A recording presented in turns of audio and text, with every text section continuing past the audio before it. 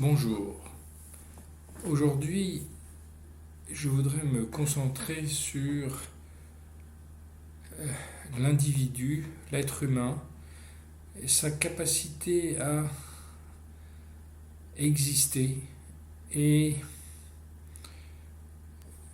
le but de sa vie et ce qu'il va laisser, non pas derrière lui, parce qu'il ne laisse rien derrière lui, outre ce qu'il transmet.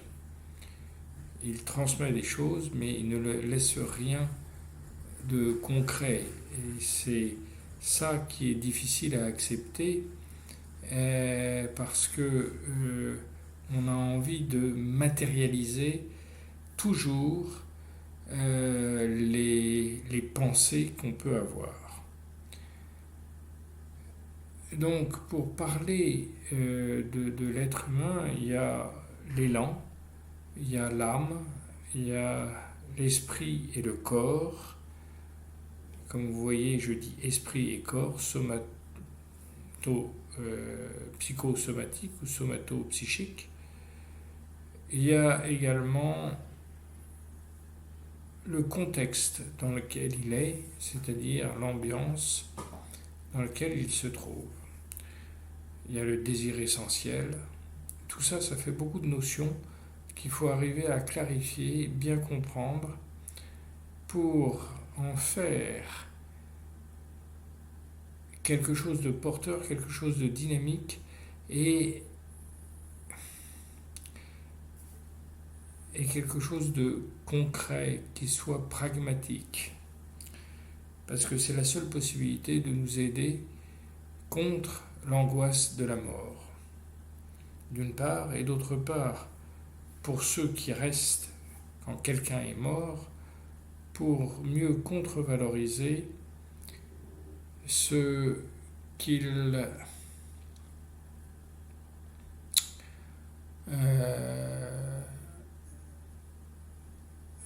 doivent se dire pour accepter et vivre bien le départ de quelqu'un. Alors, l'élan, si on commence par l'élan vital, c'est cette force motivante qui va créer une dynamique intérieure. Et cette dynamique va avoir pour but de s'unir avec le monde extérieur. L'élan est une caractéristique de l'être, de chaque être. Chaque être humain a un élan qui est comme un don qui nous est donné, et ce don nous impose en quelque sorte de le développer. Et alors, il va donc soit se développer, soit involuer, il va rétrécir. Il peut se développer, on peut développer son élan par un travail de pensée,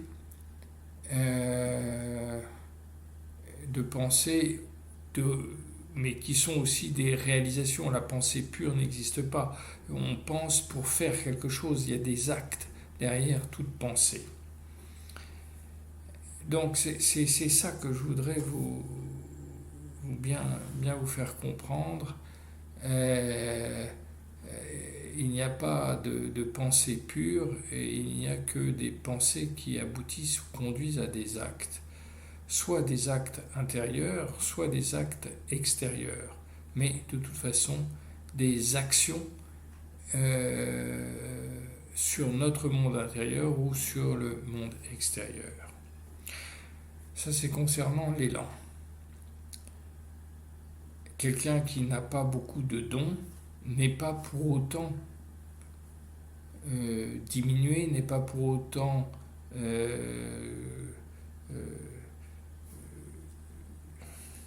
discrédité. Il a moins d'exigences et il se développe. Il aura moins de travail à faire pour entretenir et développer ce don. Quelqu'un qui a un don plus fort aura plus de travail, il aura une vie différente, pas meilleure, pas moins bonne, elle sera simplement différente. Quelqu'un qui est doué pour le dessin devra dessiner pour entretenir son don.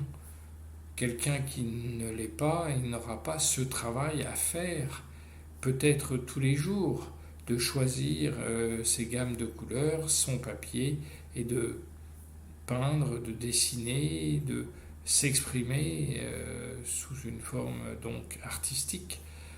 Mais il aura d'autres impératifs du même ordre, mais sur des sujets différents. Là, il s'agit de l'élan. Maintenant, je passe en 2 mots. Alors, on voit l'esprit d'une part et le soma d'autre part, les 2 composantes fondamentales qui font qu'un être humain existe.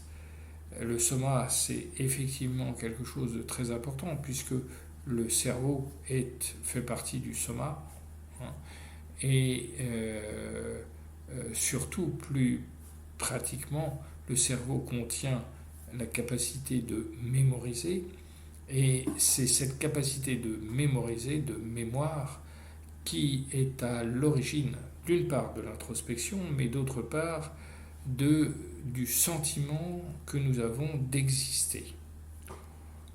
Si nous n'avions pas de mémoire, nous ne pourrions pas se rendre compte qu'on existe.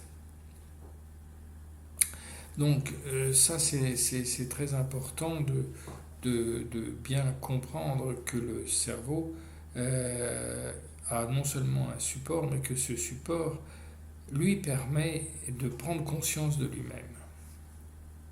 Et s'il prend conscience de lui-même, il peut faire à ce moment-là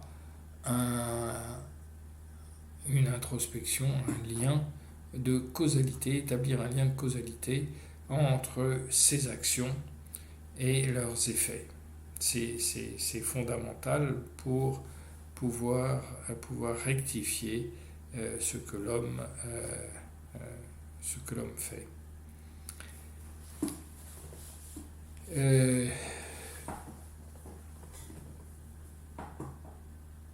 Donc, alors l'esprit ou le psychisme, psychisme est constitué d'un esprit et d'un intellect. L'intellect, c'est la machine à calculer. L'esprit, c'est le sens de la vie. Et il faut les 2. Il faut un instrument pour s'orienter dans la vie. Alors, au niveau somatique, c'est l'hippocampe. Au niveau psychique, ça va être dans les zones du cortex, essentiellement, que va se situer, avec les différents lobes, dans les différentes spécifications de ce que l'esprit a à faire et à choisir comme direction. Donc le psychisme a pour fonction de nous orienter dans la vie. Donc l'élan est ce qui nous donne cette force pour bouger intérieurement. Mais bouger, c'est une chose, il faut savoir dans quel sens, ça c'est l'esprit. Il faut également être capable de se rappeler et d'établir ce lien de causalité grâce au soma et à la mémoire. Et enfin, cette réunion ou coexistence, je dirais plutôt coexistence du soma et du psychisme et de l'élan vital forme, si je peux dire, l'âme, c'est-à-dire l'existence d'un être humain.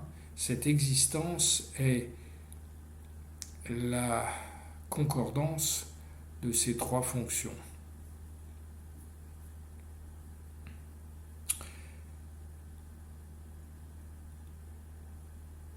Il reste encore à préciser.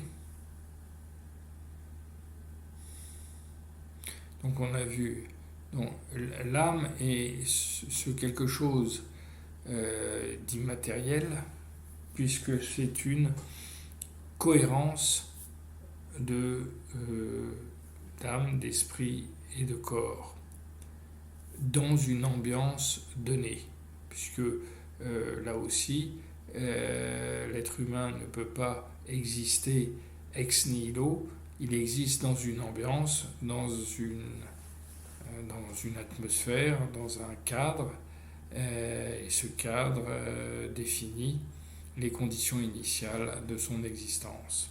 Donc, là encore, comme esprit et matière, cette dualité qu'on retrouve au niveau de l'individu, entre lui et l'ambiance.